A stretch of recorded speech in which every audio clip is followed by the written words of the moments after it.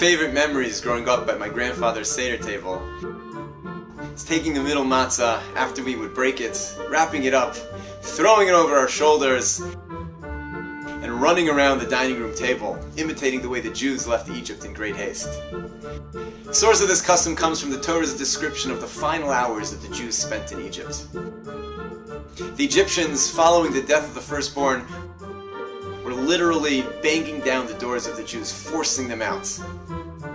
And the Torah describes as the Jews were scurrying around their houses, gathering up their belongings, they noticed leftovers on their dining room table.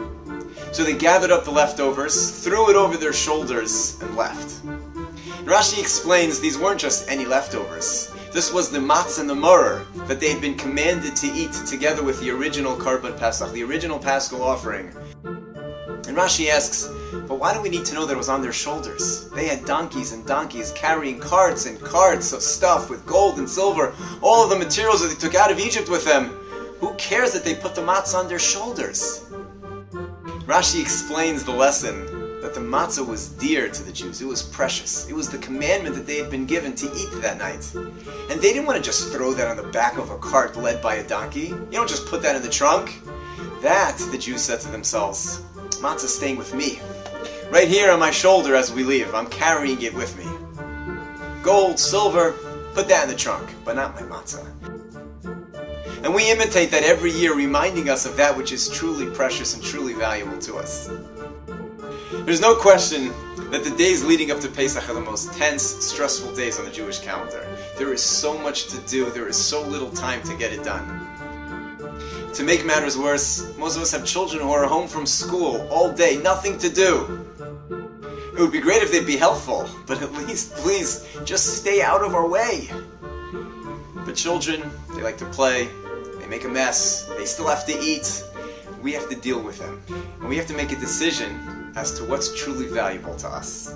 Our relationship with our children, or how neat and clean our playroom is. And the only way our children will know how we've made that decision is in the way that we interact with them, the way that we speak to them during these most tense, stressful moments. The entire holiday of Pesach is about our children. It's about sitting down at the Seder with them, passing on our tradition, telling our story.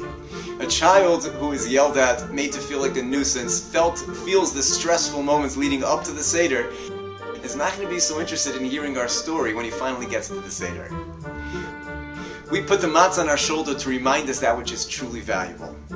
Our commandments from Hashem, our connection to Him, is that which is meaningful. And within our homes, our children are our most precious commodity. They are what's valuable to us. And we have to show them that during our most tense and stressful moments, in the way that we react to them, the way that we respond, reminding ourselves to deal with them with patience, that they are truly our most precious commodity. Have a great Pesach.